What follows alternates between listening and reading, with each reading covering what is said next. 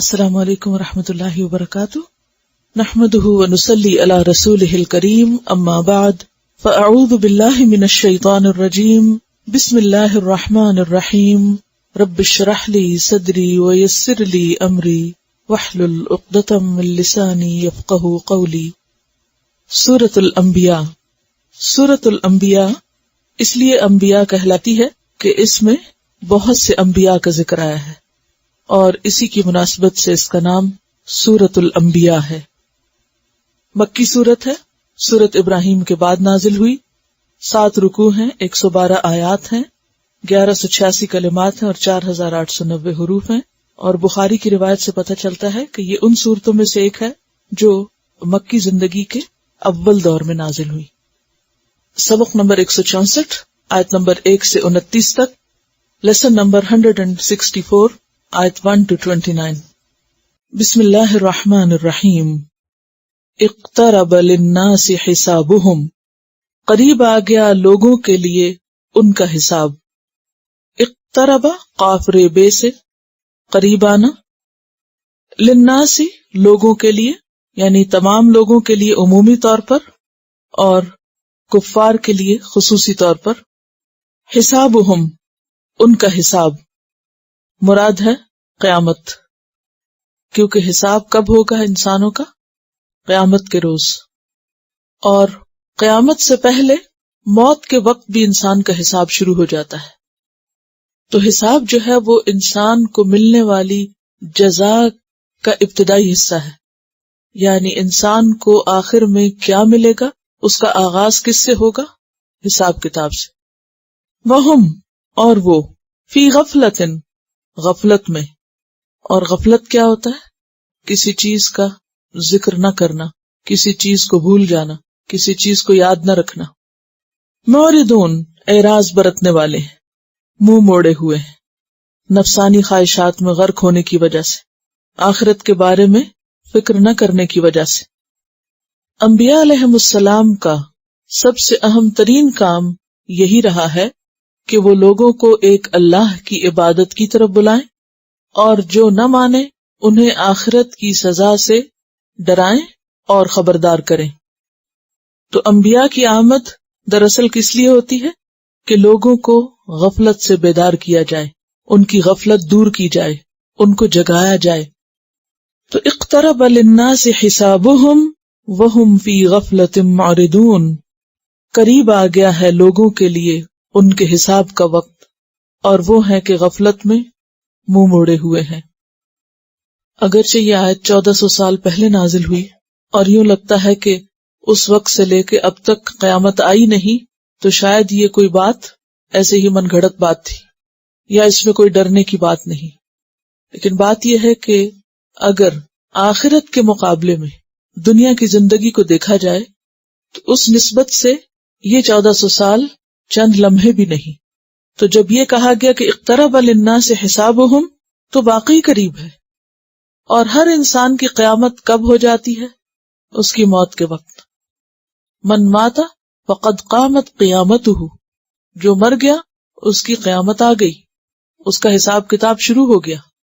تو بات یہ ہے کہ مرنے کے وقت، یعنی موت کے وقت، جو فرشتے آتے ہیں وہ بھی ایک طرح سے حساب کرتے ہیں مرنے والے کا۔ پھر قبر میں جانے کے بعد منکر نکیر سوال جواب کرتے ہیں، وہ بھی حساب ہی کی ایک قسم ہے۔ اور پھر آخرت کا دن، وہ تو ہے ہی یوم الحساب۔ تو اقترب للناس حسابهم وهم فی غفلۃ معرضون، لوگوں کے حساب کا وقت قریب آ چکا ہے، اور وہ ہیں کہ غفلت میں منہ موڑے ہوئے ہیں۔ کس چیز سے؟ جس چیز کے بارے میں انہیں سب سے زیادہ فکر کرنی چاہیے تھی، جس چیز کے لیے انہیں سب سے زیادہ کوشش کرنی چاہیے تھی۔ کیونکہ اگر اس مصیبت میں کوئی گرفتار ہو گیا، اس مشکل میں کوئی پڑ گیا، اس امتحان میں کوئی فیل ہو گیا، ناکام ہو گیا، تو پھر اس کے لیے زندگی کے اور کامیابی کے کوئی بھی چانسز نہیں۔ لیکن لوگوں کا حال کیا ہے؟ ما یأتیہم من ذکر من ربہم محدث، نہیں آتا ان کے پاس ذکر میں سے، اور ذکر سے مراد یہاں قرآن ہے، نصیحت ہے جو خواب غفلت سے بیدار کرنے والی ہے. یعنی آخرت کی یاد دہانی کے معاملے میں کوئی بھی قرآن کی آیت من ربہم جو ان کے رب کی طرف سے آتی ہے، محدثن تازہ، جدید نئی، یعنی نزول کے اعتبار سے یا جاننے کے اعتبار سے، کوئی بھی نئی چیز جو ان کے سامنے آتی ہے، کوئی نئی یاد دہانی جو انہیں کرائی جاتی ہے، الا مگر یہ کہ استمعوہ وہ سنتے ہیں اس کو، وہم یلعبون اور وہ کھیل رہے ہوتے ہیں.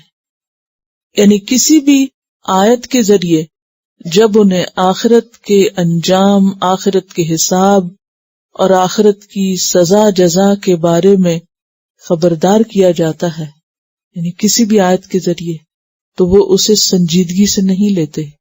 اول تو سننا نہیں چاہتے، اور اگر سن بھی لیں تو سننا ان کا سنجیدگی سے سننا نہیں ہوتا، بلکہ کھیلتے ہوئے سنتے ہیں، یا پھر یہ کہ سنتے ہیں اور سن کے اڑا دیتے ہیں، مذاق کرتے ہیں، آیات کے ساتھ ہنسی کرتے ہیں.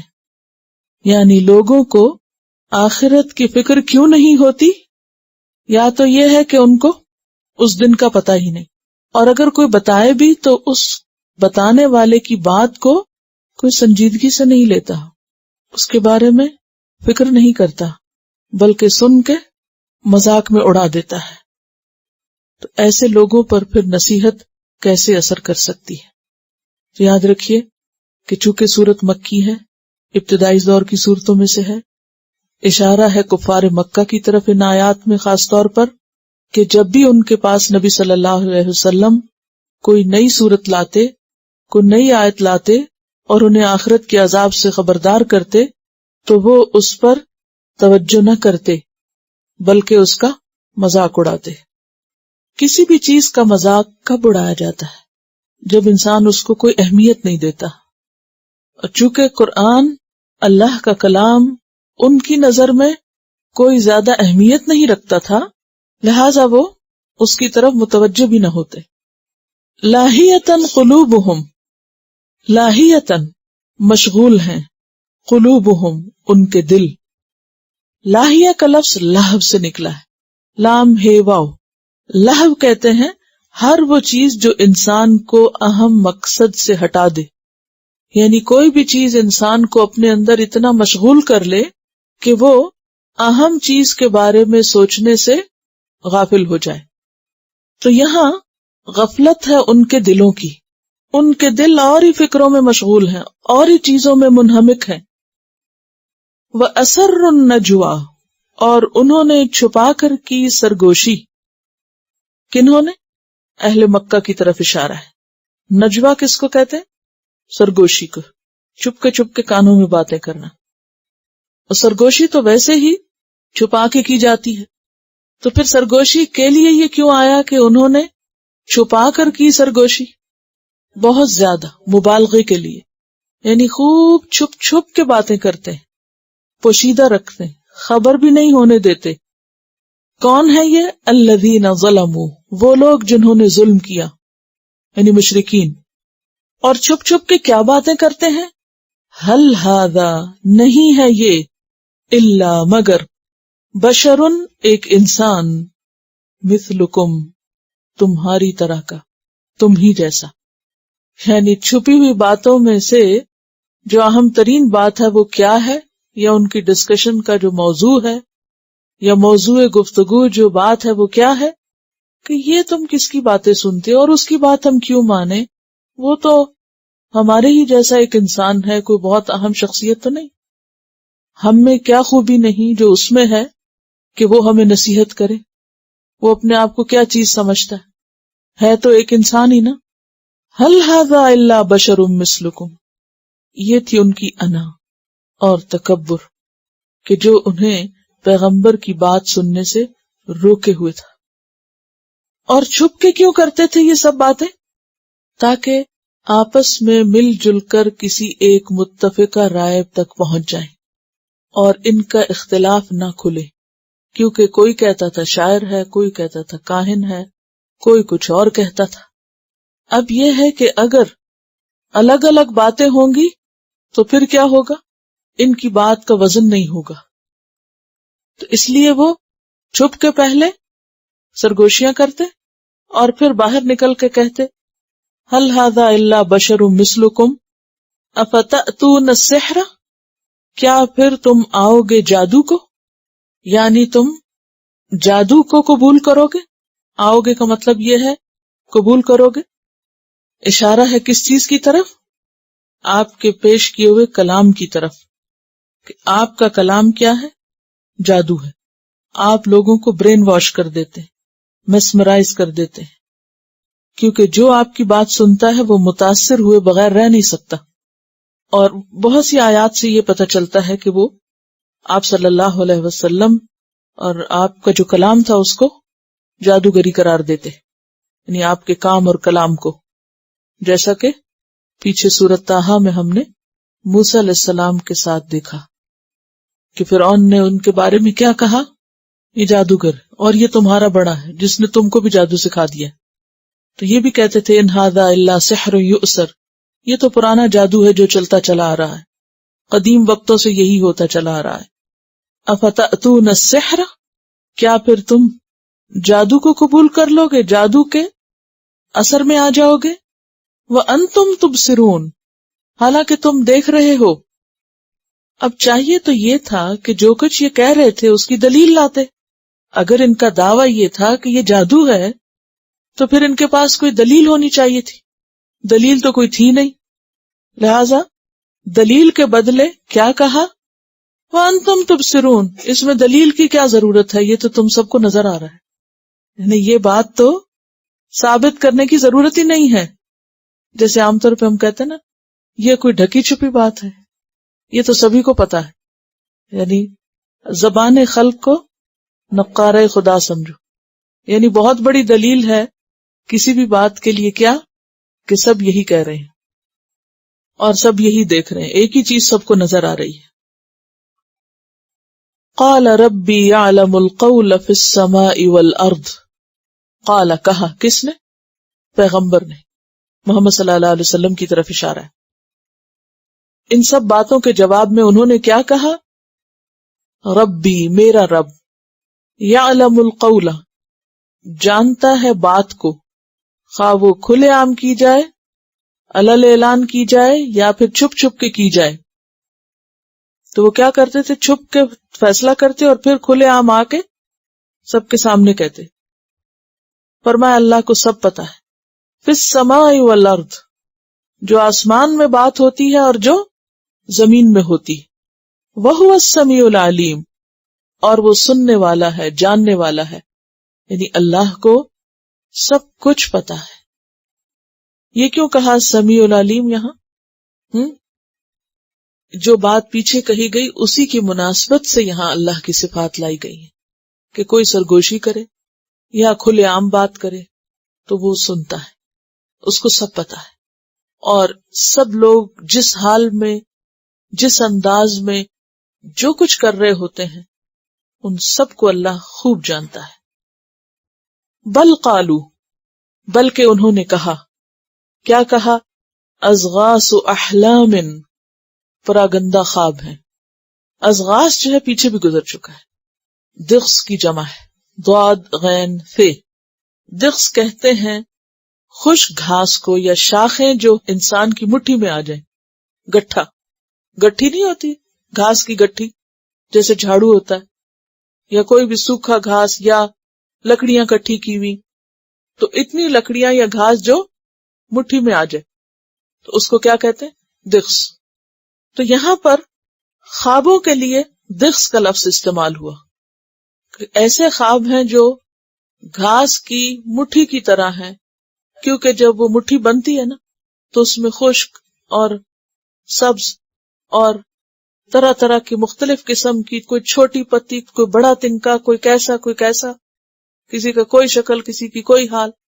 یعنی اگر آپ گھاس کو بکھیر دیں تو اس کی کوئی شکل و صورت نہیں ہوتی، اس میں کوئی ترتیب نہیں ہوتی، بلکہ کیا ہوتا ہے؟ الجھی ہوئی بے ترتیب، ملی جلی، جس کا کوئی سر پیر نہیں. تو اس لیے یہاں خوابوں کو اضغاث سے تشبیہ دی جا رہی ہے کہ ایسے خواب ہیں جن کی کوئی تعبیر نہیں ہو سکتی اور جن کا کوئی سر پیر نہیں، جن میں کوئی ربط نہیں، بے ربط سے خواب ہیں. اور احلام جو ہے حلم کی جمع ہے، خواب کے لیے لفظ آتا ہے. یعنی ایک پیغمبر کی پیش کردہ وحی کو جو اللہ کی طرف سے آتی تھی، انہوں نے کیا کہہ کے ٹالا کہ یہ اللہ کا کلام نہیں بلکہ کیا ہے؟ پریشان خواب ہے، بے ترتیب باتیں ہیں، من گھڑت باتیں ہیں.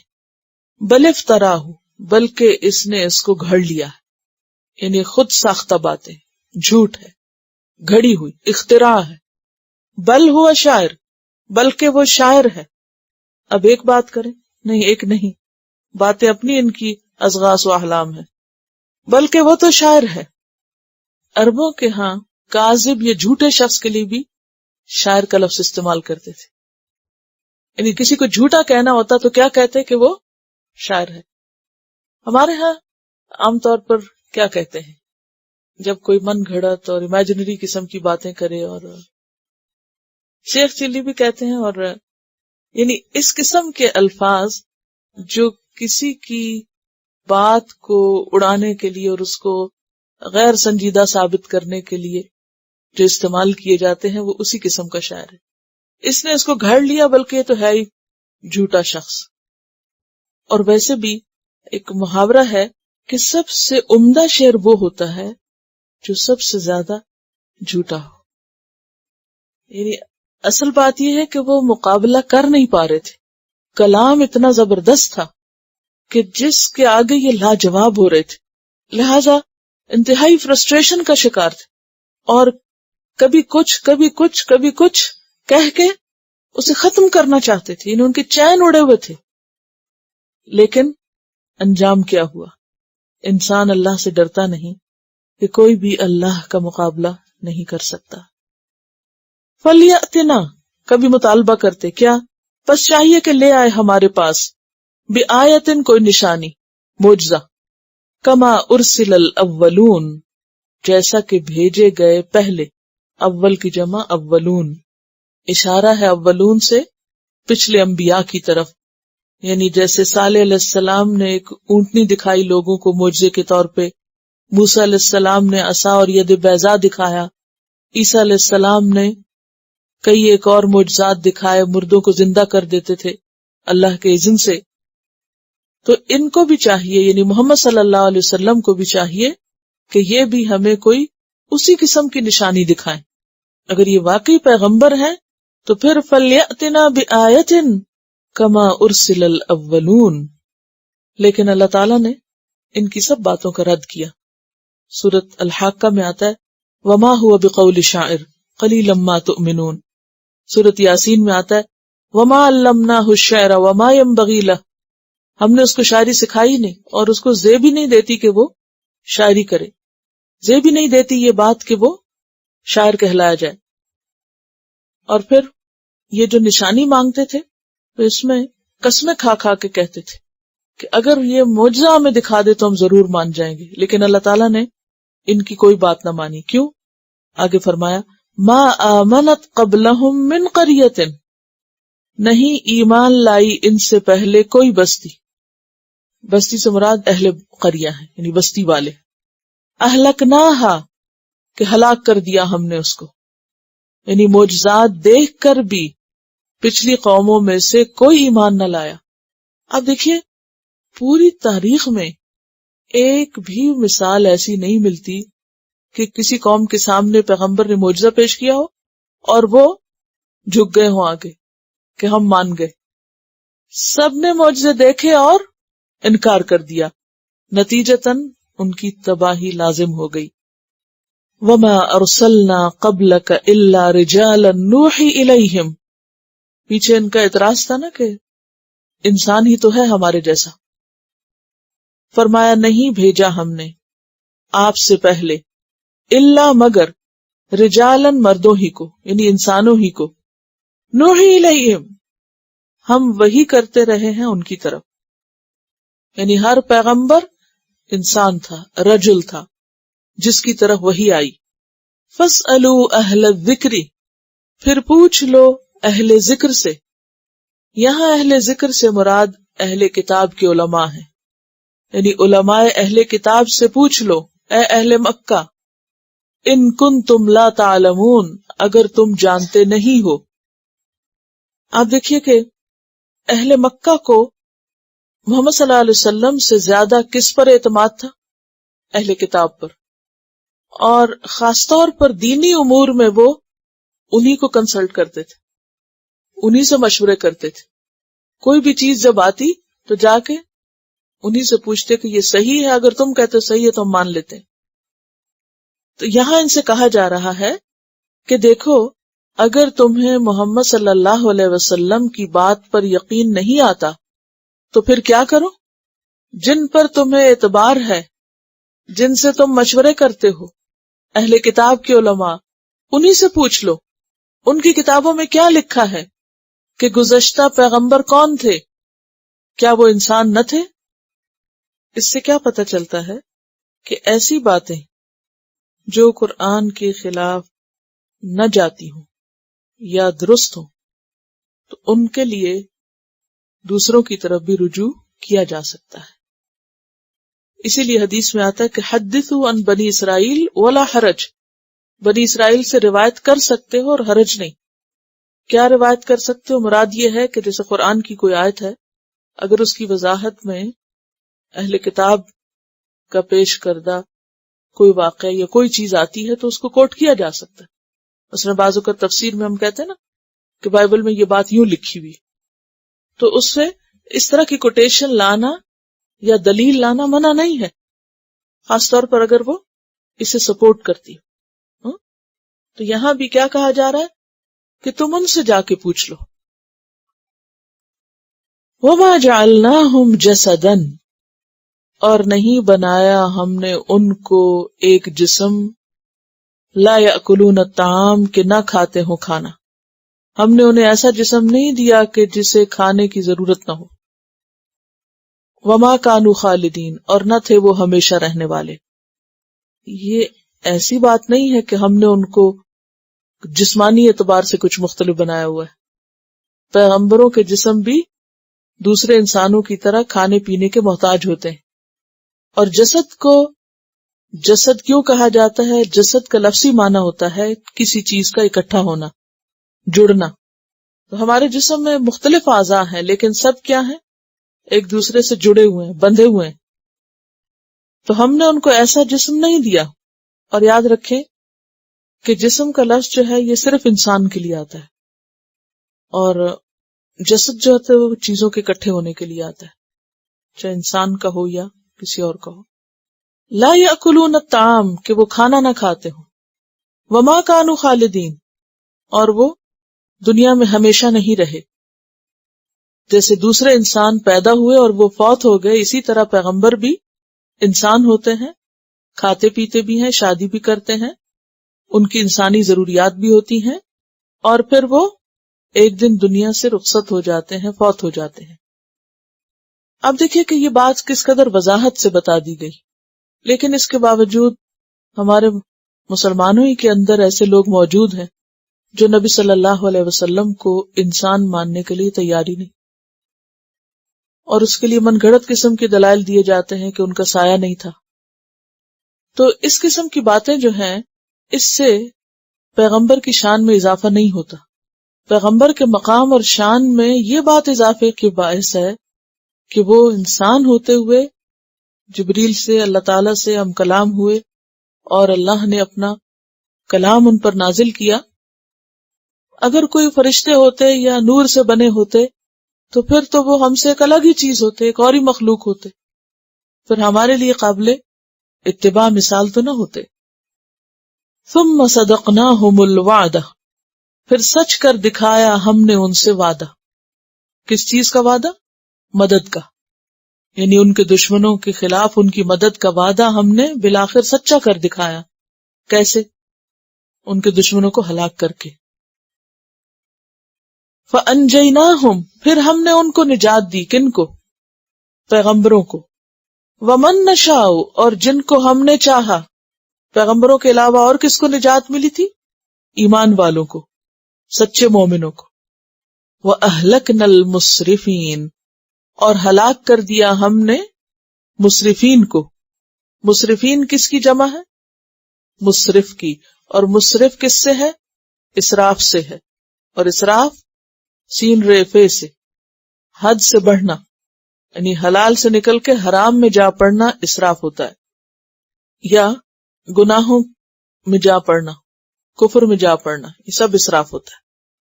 پھر ہم نے ان سے کیا ہوا وعدہ سچ کر دکھایا، یعنی اپنے پیغمبروں کی مدد کی. پھر ہم نے ان کو نجات دی. کس سے؟ ان کے دشمنوں سے اور ان کو تکلیف دینے والوں سے، ان کی قوموں سے. ومن نشاء، اور جن جن کو ہم نے چاہا ان سب کو، اور ہم نے مسرفین کو ہلاک کر ڈالا.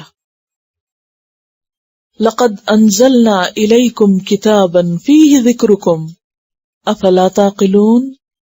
البتہ تحقیق اتارا ہم نے تمہاری طرف ایک کتاب کو، اشارہ ہے قرآن مجید کی طرف.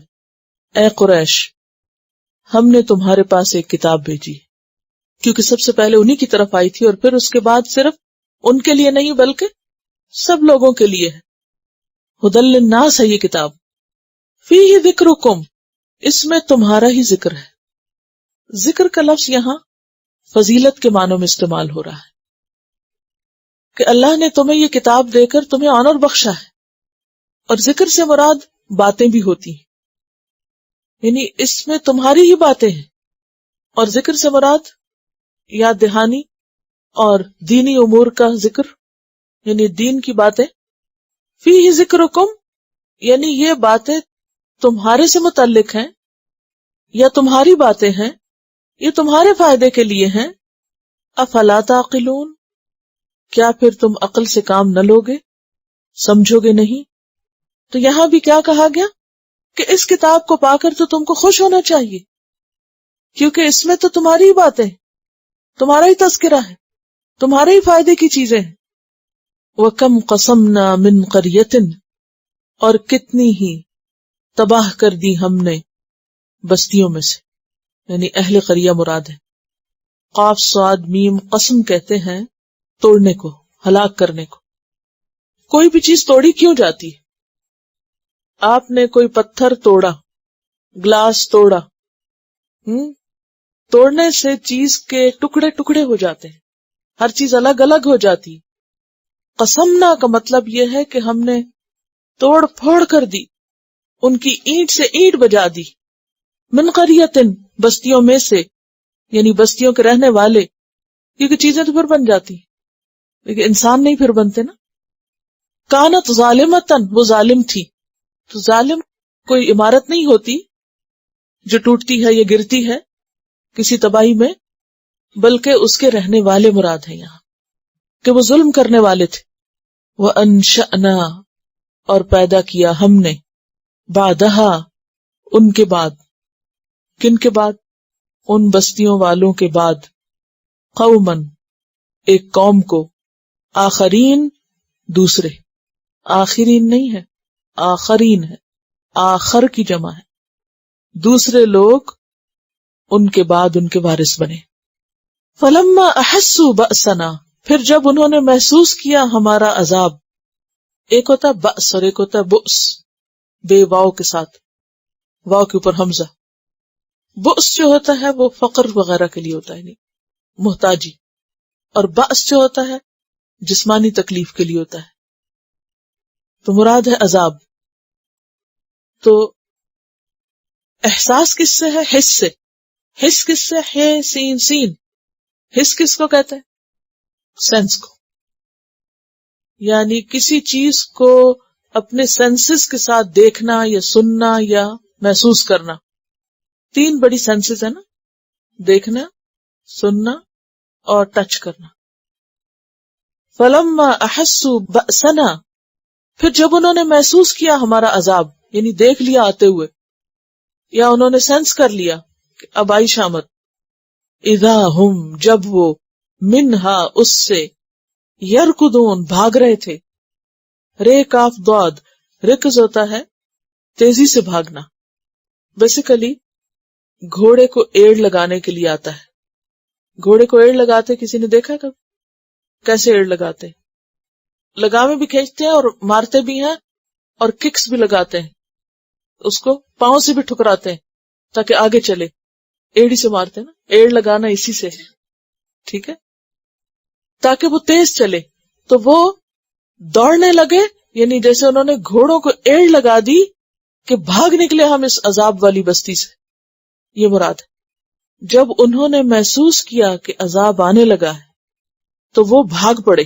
اذا ہم منہا، جب وہ اس سے، کس سے، عذاب سے یا اس بستی سے جہاں رہ رہے تھے، یرکضون، بھاگ رہے تھے. کیوں بھاگ رہے تھے؟ بچ نکلنے کے لیے. کہا گیا لا ترکضو، مت بھاگو، ورجعو، اور لوٹو، پلٹو، الی ما اترفتم فی، طرف اس کے جو تم نعمت دیے گئے تھے جس میں. اترف کا لفظ جو ہے یہ اطراف سے ہے. اطراف تیرے فے سے ہے. طرف، اطراف کہتے ہیں نعمت پہ اترانا، اور طرف کہتے ہیں خوشحالی کو. فارغ البالی، کوئی فکر نہیں، پریشانی نہیں، ہر چیز موجود ہے. ناز و نعمت کے سارے سامان، مال و متاع، عیش و عشرت. تو ورجعوا الی ما اترفتم فی، لوٹ چلو، پلٹ چلو ان چیزوں کی طرف جو تم کو بطور نعمت ملی ہوئی تھی. یعنی جو خوشحالی، عیش و عشرت، دنیا کی نعمتیں تمہارے پاس تھی، ان کو چھوڑ کے بھاگ رہے، چلو انہی کی طرف. پکچر واضح ہو رہی کہ بستی والوں پہ عذاب آنے لگا تو بستی والے گھروں سے نکل کے بھاگ پڑے، مال متاع چھوڑ کے نکلنے لگے. کیوں؟ تاکہ یہ عذاب ہم پہ نہ آ جائے. تو کیا کہا گیا؟ وہ دنیا جس میں تم غرق تھے، مصروف تھے، وہ دنیا جس میں تم اتراتے تھے، جو تمہیں بہت محبوب تھی، اس کو چھوڑ کے بھاگ رہے ہو. چلو چلو وہیں چلو. اور وہاں کیسے چلے؟ وہاں کیا ہے؟ وہاں تو عذاب ہے. آج آپ دیکھیے کہ اللہ تعالیٰ ڈراتا ہے اپنے بندوں کو کہ جس دنیا نے تمہیں اپنے اندر مشغول کر رکھا ہے، اس کی مشغولیت کو چھوڑ کر کچھ اور بھی فکر کرو. وَارْجِعُوا إِلَىٰ مَا أُتْرِفْتُمْ فِيهِ، جسے تم کسی قیمت پہ چھوڑنا نہیں چاہتے تھے، کسی قیمت پہ. آج آپ دیکھیں کہ ہم میں سے بہت سے لوگوں کے ایسے دل لگے ہوئے دنیا کے ساتھ، دنیا کے گھروں کے ساتھ، سامان کے ساتھ، ہر چیز کے ساتھ اتنی اٹیچمنٹ ہے کہ تھوڑی دیر کی بھی جدائی برداشت نہیں، کہ اس سے منہ موڑ کے انسان کچھ اور کرے. ہم اپنے آپ کو بھی دیکھیں کہ ساری باتیں پتہ ہونے کے باوجود احساسات کا لیول کیا ہے، کیا احساسات، کتنا محسوس کرتے ہیں. اور پھر یہ چیز ایک دن میں نہیں آیا کرتی کہ یکا یک اچانک آپ محسوس کرنے شروع ہو جائیں. یہ ہر روز گرو کرتی ہے. مومن جو ہوتا ہے وہ اللہ کے ذکر، اللہ کی کتاب اور اللہ کی یاد کے ساتھ آہستہ آہستہ گرو کرتا، بڑھتا ہے. یہاں پر آپ دیکھیے کہ وہ مساکنکم کا لفظ آیا ہے. مسکن کی جمع تمہارے گھر، وہی گھر اور وہی دنیا کہ جاؤ انہی گھروں میں جہاں تم رہتے تھے اور جن میں تم نے ایسا دل لگایا ہوا تھا کہ ان کو تم چھوڑ نہیں سکتے تھے. چلو انہی نعمتوں میں اور گھروں میں. وَمَسَاكِنِكُمْ لَعَلَّكُمْ تُسْأَلُونَ، تاکہ تم سے پوچھا جائے، تمہارا حساب کیا جائے کہ ان نعمتوں کو پا کے، ان گھروں کو لے کر تم نے پھر ان میں اللہ کو کتنا یاد رکھا، اللہ کا کتنا حق ادا کیا. قالوا، وہ کہنے لگے، یا ویلنا، ہائے کم بختی ہماری، انا کننا ظالمین، بے شک ہم ہی ظالم تھے، قصور ہمارا ہی تھا، غلطی ہماری تھی. اس وقت تو اپنی غلطی کا بھی اعتراف کر لیں گے. فما زالت تلک دعواہم، پھر مسلسل رہے گی ان کی یہ پکار. دعوا کا لفظ یہاں دال عین واو اور آگے یہ ہے، ان کی یہ پکار یعنی چیخیں ان کی مسلسل آتی رہیں گی، یا ان کی یہ چیخ اور ان کی یہ پکار اور ان کا یہ تکرار مسلسل رہی. حتی جعلناہم، یہاں تک کہ ہم نے کر دیا ان کو حسیدن، کٹی ہوئی کھیتی، خامدین، بجھے ہوئے. خامد کی جمع خمود کہتے ہیں آگ کے بجھنے کو. جیسے آگ ٹھنڈی ہو جاتی ہے تو بس راکھ رہ جاتی ہے. انسان جب ٹھنڈا ہو جاتا ہے، مر جاتا ہے، تو بس مٹی بن جاتا ہے.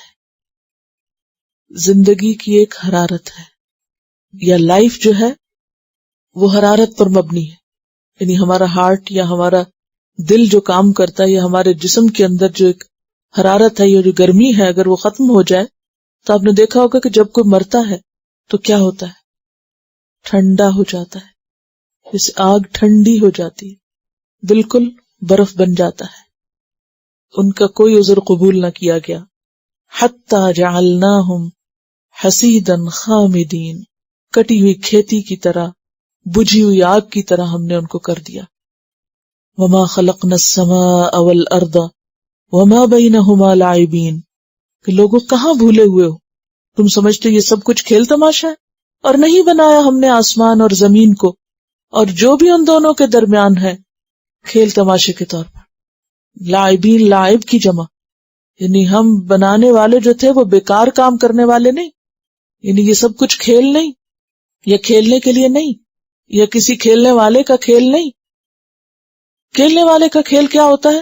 جیسے کوئی ساحل سمندر پہ جائے تھوڑی دیر کے لیے اور ریت کے گھروندے بنائے اور پھر آنے سے پہلے کیا کرے؟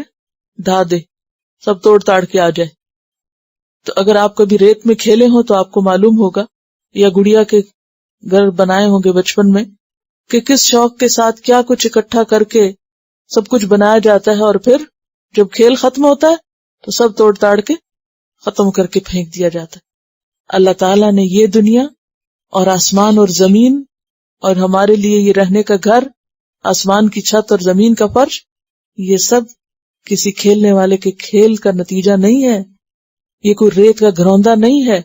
تم آخرت کی باتوں کو اور قیامت کی باتوں کو یہ مت سمجھو کہ وہ کیا ہے، جیسے بنانے والے نے کچھ بنایا اور پھر قیامت لا کے توڑ دیا. نہیں، یہ بے مقصد نہیں ہے. لو اردنا ان نتخذ لہوا، اگر ہم ارادہ کرتے کہ ہم کوئی کھیل کھیلیں، کوئی کھیل بنائیں، لاتخذناہ من لدنا، تو ہم تمہیں کیوں بناتے؟ یہ زمین و آسمان کیوں بناتے؟ ہم اسے اپنے پاس ہی بنا لیتے. لاتخذناہ، البتہ بنا لیتے ہم اس کو، من لدنا، اپنے پاس سے، یعنی تمہیں بنا کے کھیلنے کے لیے نہ دیتے، وہ ہم خود ہی کھیل لیتے. ان کننا فاعلین، اگر ہم کرنے والے ہوتے. تو اللہ سبحانہ و تعالیٰ کی ذات سے یہ بات بہت بلند ہے کہ وہ کوئی ایسا بیکار کام کرے یا کوئی کھیل کھیلے. بل نقذف بالحق علی الباطل، بلکہ ہم کھینچ مارتے ہیں حق کو باطل پر. فیدمغہ، پھر وہ اس کو توڑ دیتا ہے، ہلاک کر دیتا ہے. یدمغہ کا لفظ ہے نا دال میم غین سے، دماغ بھی اسی سے. دماغ کا معنی ہوتا ہے کسی نرم چیز کو توڑنا. جیسے دماغ کیسا ہے، برین کیسا ہوتا ہے، ساری باڈی میں حتیٰ کہ فلیش سے بھی زیادہ سافٹ ہوتا ہے نا، تو سافٹ چیز کو توڑنے کے لیے یدمغ ہوا. یعنی باطل حق کے مقابلے میں کیسا ہے؟ جیسے سارے جسم کے مقابلے میں دماغ کیسا ہوتا ہے؟ فلفی سا، بہت ڈیلیکیٹ سا. تو باطل بھی جھاگ کی طرح ہوتا ہے، جیسے جھاگ ہو، نرم سی چیز ہوتا ہے، اور حق کی چوٹ اس پہ ایسے پڑتی ہے کہ وہ اس کے آگے ٹھہر ہی نہیں سکتا. فَإِذَا هُوَ زَاهِقٌ، تو پھر وہ سب جانے والا ہوتا ہے، یعنی باطل زائل ہو جاتا ہے. وَلَكُمُ الْوَيْلُ مِمَّا تَصِفُونَ، اور تمہارے لیے ہے ہلاکت اس سے جو تم بیان کرتے ہو کہ اللہ کے لیے بیٹا ہے، یا یہ کہ تخلیق کائنات محض ایک کھیل ہے اور یہ دنیا تو بس انجوائمنٹ کی جگہ ہے. ان سب باتوں کو کیا چیز توڑ کے رکھ دیتی ہے؟ آخرت کی خبر. وَلَهُ مَن فِي السَّمَاوَاتِ وَالْأَرْضِ، اور اسی کا ہے جو بھی آسمانوں میں ہے اور زمین میں، یعنی وہ خالق ہے اور مالک بھی وہی ہے، ہر چیز اسی کی ملکیت ہے. وَمَن عِندَهُ، اور جو اس کے پاس ہیں یعنی فرشتے حاملین عرش، لا يستكبرون، نہیں وہ تکبر کرتے، عن عبادتہ، اس کی عبادت سے، یعنی جو اس کے مقرب ترین بھی ہیں وہ اس کی عبادت سے خود کو بری نہیں سمجھتے بلکہ اس کے آگے جھکے ہوئے ہیں. ولا یستحسرون، اور نہ وہ تھکتے ہیں. یستحسرون کا لفظ ہے سین رے سے ہے، اسی سے لفظ حسرت ہے، کیونکہ حسرت کر کر کے انسان صرف تھکتا ہی ہے، حاصل کچھ نہیں ہوتا. کہ اللہ کے مقرب فرشتے نہ تو تکبر کرتے ہیں اس کی عبادت سے، اور تکبر میں معنی انکار، کیونکہ تکبر کا معنی کیا ہے؟ بطر الحق، حق کو نہ ماننا، انکار کرنا. تو یہاں تکبر کا معنی انکار کرنا، تو یعنی وہ نہیں انکار کرتے. یسبحون اللیل والنہار، وہ تسبیح بیان کرتے ہیں اللہ کی رات اور دن. ہمارا حال کیا؟ اگر رات کو کر لیں، رات جاگ لیں، تو پھر دن کام نہیں کر سکتے، اور اگر دن میں زیادہ کام کر لیں تو تھک جاتے ہیں، رات کو نہیں کچھ کر سکتے. یہ ہماری کمزوری. اور اس کے باوجود آدھا وقت اور تھوڑا وقت بھی کچھ تسبیح کر کے، کچھ اللہ کا ذکر کر کے، اللہ کی عبادت کر کے ہم کتنے احسان جتاتے، اور تکبر میں مبتلا ہو جاتے ہیں کہ ہم نے بہت کچھ کر لیا. حالانکہ ہم سب اپنی کمزوریاں جانتے ہیں کہ ہم زیادہ بھی کریں تو کتنا کر سکتے ہیں، کر ہی نہیں سکتے، کمزور ہیں ہم. پھر کوئی بھی اپنی کوشش جو ہو اسے بڑا نہیں سمجھنا چاہیے کہ ہم بہت کچھ ہیں. دیکھو ان فرشتوں کو جو اللہ کے مقرب ہیں، حاملین عرش ہیں، اتنی بڑی ڈیوٹی ہے ان کی، اور پھر بھی وہ مسلسل اللہ کی تسبیح کر رہے ہیں. رات کو بھی کرتے ہیں، دن کو بھی کرتے ہیں. لا یفترون، دم ہی نہیں لیتے. فترہ کا کیا معنی ہوتا ہے؟ فترۃ الوحی، وحی کا رک جانا، رکتے ہی نہیں. فترہ کا معنی سستی کرنا بھی ہوتا ہے. سستی نہیں کرتے، اکتاتے نہیں، بور نہیں ہوتے، کمزور نہیں پڑتے، بلکہ اللہ نے جو کام دے دیا ہے کرتے رہتے ہیں. ام اتخذوا آلہۃ، اس اللہ کو چھوڑ کر انہوں نے کیا کیا؟ اور الہ بنا لیے. ام یہاں بل کے معنوں میں، بلکہ یعنی چاہیے تو یہ تھا کہ اس ایک کی عبادت کرتے، تو انہوں نے کیا کیا؟ بنا لیے آلہۃ، کچھ الہ، من الارض، زمین سے، یعنی زمین سے کچھ الہ نکال لیے ہیں. مثلا پتھر سے، مٹی سے، سونے سے، چاندی سے بت بنا کے ان کو پوجتے ہیں. ہم ینشرون، وہ زندہ کرتے ہیں، یعنی ان کے عقیدے کے مطابق وہ زندگی دینے والے ہیں، یا وہ کچھ کر سکتے ہیں. لو کان فیہما آلہۃ الا اللہ لفسدتا، اگر ہوتے اس میں، کس میں؟ زمین و آسمان میں، آلہۃ، کچھ الہ. جب میں نے یہ آیت پڑھی مجھے ایسا لگا جیسے میں نے پہلی دفعہ آج پڑھی. ام اتخذوا آلہۃ من الارض، انہوں نے زمین سے کچھ الہ بنا رکھے. یعنی کہ زمین میں جو چیزیں ہیں، زمین کی جو دھاتیں ہیں، زمین کی جو مصنوعات ہیں، اس سے نکال کے، یعنی مٹی ہے یا پتھر ہے یا سونا ہے جسے سامری نے بنایا، یا چاندی ہے یا اور دھاتیں ہیں، میٹل کے بھی بت وغیرہ بنے ہوئے ہوتے ہیں، تو ان کو بنا کے اپنے سامنے رکھ کے ان کو پوجتے ہیں، اور ان سے یہ عقیدہ وابستہ رکھا ہوا ہے کہ وہ دوبارہ اٹھانے پہ قادر، کہ وہ مردوں کو زندہ کر سکتے ہیں، وہ زندگی بخشتے ہیں یا موت دیتے ہیں. آپ یہ بھی کہہ سکتے ہیں کہ کچھ لوگوں نے مسلمان ہوتے ہوئے مردوں کو، مرے ہوئے بزرگوں کو کیا بنا رکھا ہے؟ الہ بنا رکھا ہے. ان سے دعائیں کرتے ہیں، ان کے آگے سجدے کرتے ہیں، اور ان کو جا کے پوچھتے ہیں. ان چیزوں کی دلیل کیا ہے؟ بنیاد کیا ہے؟ مشکل تو یہ ہے. لو کان فیہما آلہۃ، اگر ہوتے ان دونوں میں کچھ الہ، یعنی اللہ کے سوا، الا اللہ، لفسدتا، البتہ دونوں ہی بگڑ جاتے. کون دونوں؟ آسمان بھی اور زمین بھی. یعنی شروع سے بگاڑ ہو جاتا، آسمان زمین بن ہی نہ پاتے، اور اگر کسی طرح بن جاتے تو ان کا نظام چل ہی نہیں سکتا تھا. یہ جو نظام شروع سے لے کے اب تک اتنی کنسسٹنسی کے ساتھ چل رہا ہے کہ مقرر وقت پر سورج نکل رہا ہے، غروب ہو رہا ہے، موسم بدلتے ہیں، یہ سب کچھ جو ہم دیکھتے ہیں، یہ اسی وجہ سے ہے کہ اس زمین اور آسمان دونوں کا انتظام اللہ کے ہاتھ میں ہے، یعنی ایک ہی ذات ہے. فسبحان اللہ، پس پاک ہے اللہ. یہ جو سبحان ہے نا، یہ فعلان کے وزن پر ہے، مفعول مطلق، اس کا فعل محذوف ہے. معنی یہ ہے کہ میں اللہ کی کامل پاکی بیان کرتا ہوں جیسے پاکی بیان کرنی چاہیے. فسبحان اللہ، پس پاک ہے اللہ، ہم اس کو مختصراً معنی کر دیتے ہیں، لیکن اصل میں کیا ہے؟ میں پاکی بیان کرتا ہوں اللہ کی، تسبیح کرتا ہوں اللہ کی جیسے تسبیح کرنی چاہیے. کون ہے وہ اللہ؟ رب العرش، جو عرش کا مالک ہے. عما یصفون، ان سب باتوں سے جو وہ بیان کرتے ہیں، یعنی شرک کے تمام طریقے اور تمام باتیں جو اللہ سے شرکیہ منسوب کی جاتی ہیں، میں ان سب سے بری ذمہ ہوں، اور اللہ کو پاک قرار دیتا ہوں. لا یسأل، نہ وہ پوچھا جائے گا، نہ سوال کیا جائے گا. کون؟ اللہ. کیوں؟ اس لیے کہ اس کی عظمت اور قدرت اور اقتدار کا کوئی احاطہ نہیں کر سکتا، اس لیے کوئی اس سے نہیں پوچھ سکتا کہ وہ کوئی کام کیوں کرتا ہے. اما یفعل، اس کے بارے میں جو وہ کرتا ہے. کسی کو موت دیتا ہے، کسی کو زندگی دیتا ہے، کسی کو صحت دیتا ہے، کسی کو رزق دیتا ہے، کسی کو نہیں دیتا. عام طور پر جب کسی کو کوئی تکلیف پہنچتی ہے یا کوئی فوت ہو جاتا ہے تو لوگ کیسی باتیں کرتے ہیں؟ وہ کہتے ہیں کہ کیوں گیا. ایک مرتبہ کسی کا جوان بھائی فوت ہو گیا، وہ کریش ہو گیا ایئر فورس میں، تو بہت تکلیف دہ بات تھی. تو میں نے ان سے بات کی، میں نے کہا کہ اللہ تعالیٰ جس سے محبت کرتا ہے اسی کو آزمائش میں ڈالتا ہے.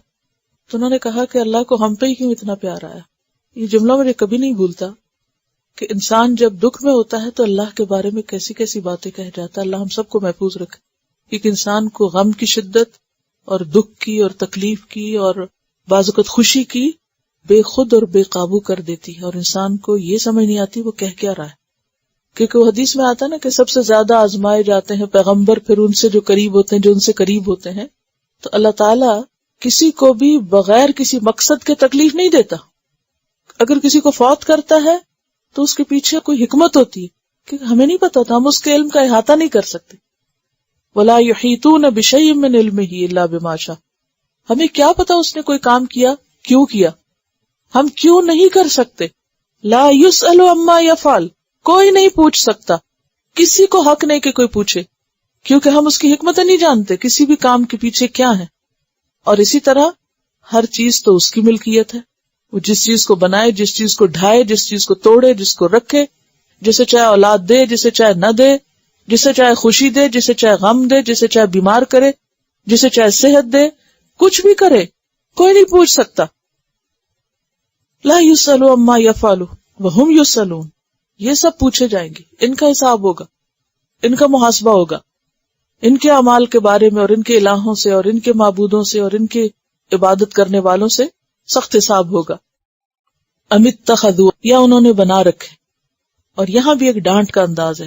ام بل کے معنوں میں، بلکہ انہوں نے بنا رکھے ہیں من دونہ آلہہ، اس کو چھوڑ کر کچھ اور الہ، اللہ کو چھوڑ کے اوروں کو خدا بنا رکھا ہے. قل کہہ دیجئے، ہاتھو برہانکم، لاؤ اپنی دلیل. یہ کیسے ہیں خدا تمہارے؟ ان کی خدائی کا دعویٰ تم کس بنیاد پہ کر رہے ہو؟ اس دعوے پر عقل سے یا نقل سے کوئی دلیل لاؤ. عقلی دلیل کون سی ہوتی ہے؟ جو لاجک پہ مبنی ہو، عقل پہ مبنی ہو، انسانی عقل اس کو پروو کر سکے. اور نقلی کیا ہوتی ہے؟ کسی الہامی کتاب سے پڑھا ہو تم نے، یعنی نقل در نقل تم تک پہنچی ہو، تمہاری خود عقل سے نہیں سوچی ہوئی بلکہ اللہ کی اتاری ہوئی. تو اس شرک پر تو کسی قسم کی کوئی دلیل نہیں، پھر بھی تم شرک کیے چلے جا رہے ہو. ھذا ذکر من معی، یہ ذکر ہے اس کا جو میرے ساتھ ہے. اور ذکر سے مراد یہاں پھر قرآن. وذکر من قبلی، اور ذکر جو مجھ سے پہلے تھے، یعنی یہ کتاب میرے ساتھ والوں کی، یعنی میرے دور کے لوگوں اور میری امت کی یاد دہانی کے لیے. ھذا، یہ کون کہہ رہا ہے؟ پیغمبر. ذکر ہے، نصیحت ہے، یعنی قرآن کس کے لیے؟ من معیہ، جو بھی میرے ساتھ ہے. وذکر، اور ذکر ہے من قبلی، جو مجھ سے پہلے تھے. اور اس سارے ذکر کا خلاصہ کیا ہے؟ سب کا پیغام کیا ہے؟ توحید. یعنی تمہارے پاس کوئی دلیل نہیں. اس کتاب میں دیکھو جو مجھ پہ آئی، اور جو پہلی کتابیں تھی ان کو دیکھو. ذکر من قبلی دیکھو، ذکر من معی دیکھو، ٹھیک ہے؟ کہیں بھی شرک کے لیے تم کوئی دلیل نہیں پاؤ گے. بل اکثرہم لا یعلمون، بلکہ اکثر لوگ نہیں جانتے کس کو؟ الحق، حق کو. لہذا وہ حق کو باطل میں تمیز ہی نہیں کر سکتے. فہم معرضون، نتیجہ کیا ہے؟ وہ منہ موڑے ہوئے، پیغمبر کی بات مان کے نہیں دیتے، اس قرآن کو پڑھ کے نہیں دیتے، سمجھ کے نہیں دیتے، لہذا وہ شرک میں مبتلا ہے. تو یہاں کیا بتایا گیا کہ شرک میں مبتلا ہونے کی اصل وجہ کیا ہے؟ لا علمی. وما ارسلنا من قبلک من رسول، اور نہیں بھیجا ہم نے آپ سے پہلے کوئی رسول. الا نوحی الیہ، مگر یہ کہ ہم نے اس کی طرف وحی کی، کیا؟ انہ لا الہ الا انا، کہ بے شک وہ نہیں کوئی الہ مگر میں، فاعبدونی، پس تم عبادت کرو میری۔ ہر پیغمبر نے آ کر ایک ہی بات کی، اور وہ بات کیا تھی؟ لا الہ الا انا فاعبدونی، کہ ایک اللہ کو الہ مانو اور اسی کی عبادت کرو، اسی کے بن جاؤ۔ جیسے کل بھی بات ہوئی تھی نا کہ ہماری اس زندگی کا اصل مقصد کیا ہے، اصل سرا کیا ہے جو ہمیں پکڑنا ہے، وہ کیا اچیومنٹ ہے جو ہمیں حاصل کرنا ہے، کہ جس نے ہمیں پیدا کیا، جس نے یہ سب کچھ دیا، اس کا حق پہچانے، اس کی معرفت حاصل کریں اور اس کی مرضی کے مطابق یہ زندگی بسر کریں، اس کے آگے سر جھکائیں، خدا سے غافل ہو کر نہ جئیں، اس کا حق دیتے ہوئے زندہ رہیں اور اسی پر مریں۔ وقالوا اتخذ الرحمن ولدا، اور وہ کہتے ہیں کہ بنا لیا ہے رحمان نے ولد۔ ولد کا لفظ جو ہے اسم جنس ہے، واحد، جمع، مذکر، مؤنث، چھوٹے بڑے سب کے لیے آتا ہے۔ ولد کا معنی ہوتا ہے جو جنا گیا، given birth، اور والد ہوتا ہے برتھ دینے والا، پیدا کرنے والا، اور والدہ مؤنث۔ تو ولد ہے اولاد، چائلڈ، اور اس میں مشرکین مکہ کیا کہتے تھے؟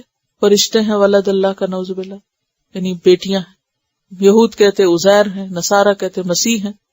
فرمایا سبحانہ، پاک ہے وہ۔ اب کیا معنی کریں گے سبحانہ کا؟ سبحانہ کیا ہے؟ بیسیکلی مفعول مطلق، جس کا فعل محذوف ہے۔ فعل کس کو کہتے ہیں؟ کام کرنے کو۔ تو یہ اصل میں کیا تھا؟ میں اللہ کی پاکی بیان کرتا ہوں جیسے کہ اس کی پاکی بیان کرنے کا حق ہے۔ اتنی لمبی بات کو کس میں سمو دیا گیا؟ کوئی اور زبان کر سکتی ہے یہ؟ اور پھر بھی معنی رکھتی ہے اپنے اندر؟ کوئی بھی نہیں۔ یہ صرف قرآن ہے، یہ عربی زبان ہے۔ صرف ایک لفظ سبحانہ اور پورا مطلب دے رہا ہے، کیونکہ عربی زبان کے قواعد کے مطابق ہے، فعل محذوف کر کے اور پھر اس کا جو مفعول ہے اس سے بات مکمل کر لی جائے۔ پاک ہے وہ، بل عباد، بلکہ وہ بندے ہیں، مکرمون، جو عزت دیے گئے۔ بل عباد، بلکہ بندے ہیں۔ عباد کس کی جمع ہے؟ عبد کی۔ اور مکرمون کس کی جمع ہے؟ مکرم کی۔ اور مکرم مفعول کے وزن پر کیا ہے؟ مفعول ہے، یعنی جس کو عزت دی گئی۔ کس کس کو عزت دی گئی ہے؟ مسیح علیہ السلام کو، عزیر علیہ السلام کو، ملائکہ کو۔ اللہ تعالیٰ نے پیچھے ان کی تعریف کی۔ اور ویسے بھی آپ دیکھیں کہ جو فرشتے ہمارے اعمال لکھتے ہیں وہ اللہ کے نزدیک بہت معزز ہیں۔ لا یسبقونہ بالقول، نہیں وہ آگے بڑھتے، سبقت کرتے بات میں، یعنی اللہ کی بات سے پہلے بات نہیں کرتے۔ وہ کیوں عزت دیے گئے ہیں؟ کیونکہ وہ اللہ کی بات کو ریگارڈ دینے والے ہیں، اللہ کی بات کو توجہ سے سننے والے ہیں۔ وَهُمْ بِأَمْرِهِ يَعْمَلُونَ، اور وہ اس کے حکم پر عمل کرتے ہیں۔ کیوں نہیں کرتے؟ پیچھے آیا نا، یعنی کیوں کرنا، یہ پوچھنا اللہ سے۔ اگر اللہ ان کو کوئی حکم دیتا ہے تو وہ کیا کرتے ہیں؟ فوراً کر لیتے ہیں۔ جیسے کہ ایک جگہ پر آتا ہے نا کہ لا یعصون اللہ ویفعلون ما یؤمرون، وہ اللہ کی نافرمانی نہیں کرتے اور وہی کرتے ہیں جو ان کو کہا جاتا ہے، حکم بجا لاتے ہیں۔ یعلم ما بین ایدیہم وما خلفہم، وہ جانتا ہے جو ان کے آگے، کن کے؟ فرشتوں کے، وما خلفہم، اور جو ان کے پیچھے۔ اس سے نا اللہ کے علم کا احاطہ محسوس ہوتا ہے۔ اب ذرا دیکھیے، اگر کوئی آپ سے یہ کہے مجھے پتا ہے جو تمہارے آگے اور جو تمہارے پیچھے، تو آپ یہ فیل نہیں کریں گے کہ میں گھیرا گیا ہوں، جیسے میرا گھیرا تنگ ہو گیا ہے، پتا ہے کہ ادھر کیا اور ادھر کیا، کیونکہ ہم تو اپنے صرف آگے کو دیکھتے ہیں نا۔ اللہ کہتا ہے میں آگے بھی دیکھ رہا ہوں، تمہارے پیچھے بھی دیکھ رہا ہوں، تمہارا مستقبل بھی دیکھ رہا ہوں، تمہارا ماضی بھی دیکھ رہا ہوں۔ ہمیں ماضی بھولا ہوا ہوتا ہے اور مستقبل کا تو خبر ہی نہیں، اندھیرا ہے، کمپلیٹ کرٹن، بالکل پردہ ہے، کچھ پتہ نہیں کل کیا ہونا ہے۔ یہ صرف اس کو پتا ہے۔ یعلم ما بین ایدیہم وما خلفہم، یعنی فرشتوں کا بھی حال چال سب اس کو پتا، وہ بھی اس کے گھیرے میں ہے۔ ولا یشفعون، اور فرشتے بالکل سفارش نہیں کرتے، الا لمن ارتضی، مگر جس کے لیے وہ راضی ہو۔ اللہ، پیچھے بھی ہم نے پڑھا نا کہ اللہ جس کے لیے راضی ہو اسی کے لیے سفارش ہوگی، اور جس کو اجازت دے وہی بولے گا. فرشتوں کو اگر یہ پتا ہو کہ کسی کے لیے سفارش کرنا اللہ کو پسند نہیں تو کبھی سفارش نہیں کرے. اصل میں یہ فرشتوں کی سفارش کی بات کیوں آ گئی؟ آپ کو یہ تو معلوم ہوگا کہ اہل عرب کا عقیدہ یہ تھا کہ یہ فرشتے اللہ کے بڑے مقرب ہیں اور یہ ہماری شفاعت کریں گے.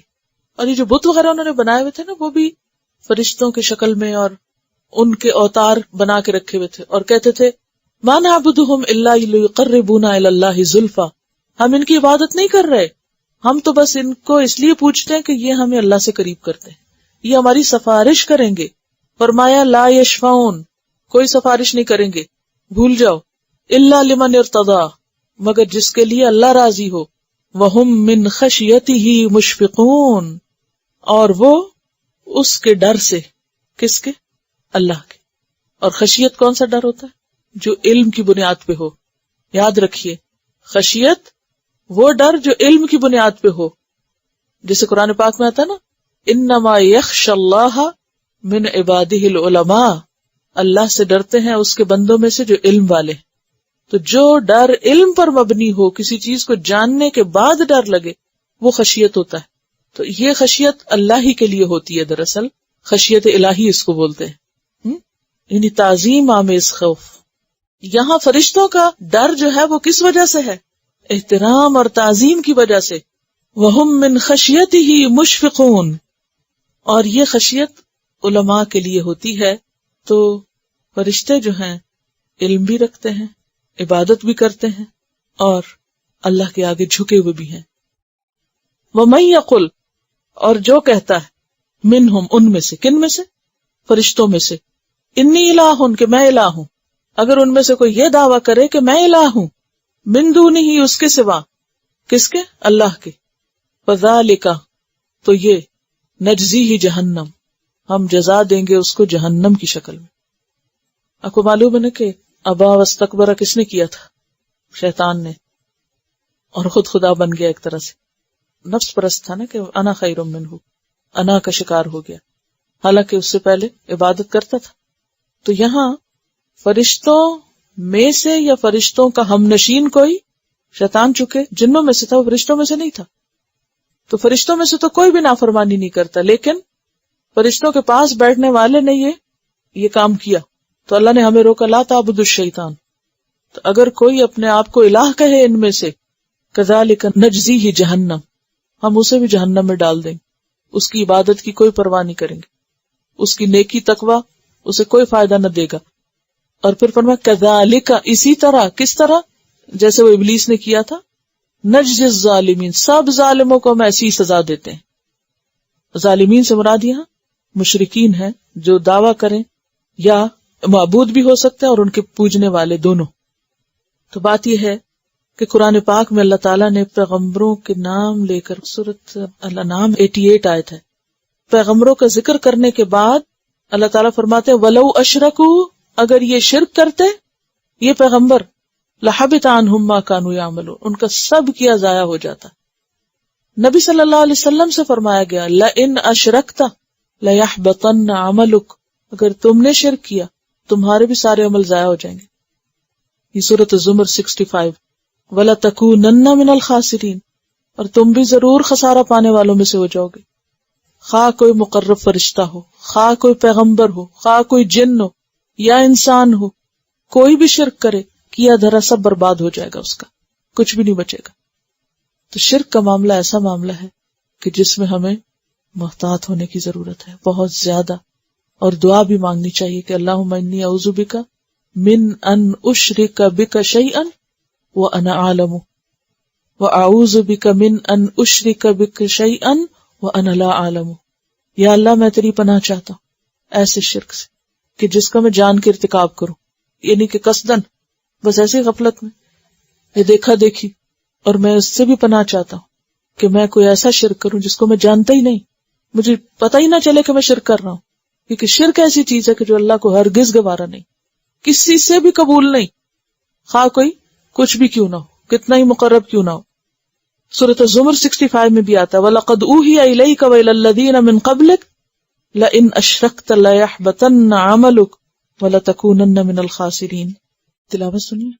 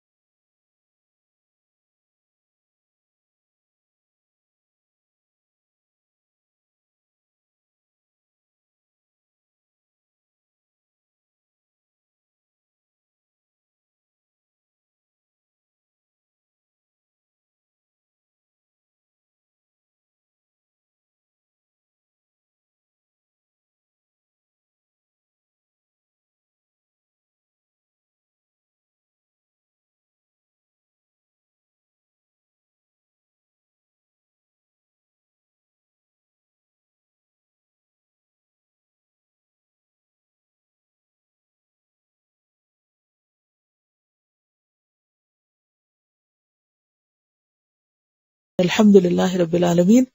Subhanak Allahumma wa bihamdika. Nashhadu an la ilaha illa anta. 100%. Nastaghfiruka The best wa natubu application ilayk. to understand Wassalamu alaikum wa Quran. rahmatullahi wa barakatuh. Study with flashcards. Word list. Learn 25% of Quran vocabulary in 7 days. Multiple MCQs to practice and test vocabulary. Single choice. Multiple choice. True, false. Bookmark difficult words. Study wrongly answer words. Test your skills. 12 essential grammar lessons at Learn Quranic Grammar. You can select number of word to study from bookmarks. Select number of times wrongly answered words for study. Test your skills with multiple choice flashcard, true, false, matching words and single choice MCQs. Grammar lessons are available in PDF format. Native Quranic and Urdu fonts. Available at Google Play and Apple App Stores. Download it today to contribute in the Islamic Apps Development Project. Quran vocabulary 100% in Urdu. Visit smartappsweb.com.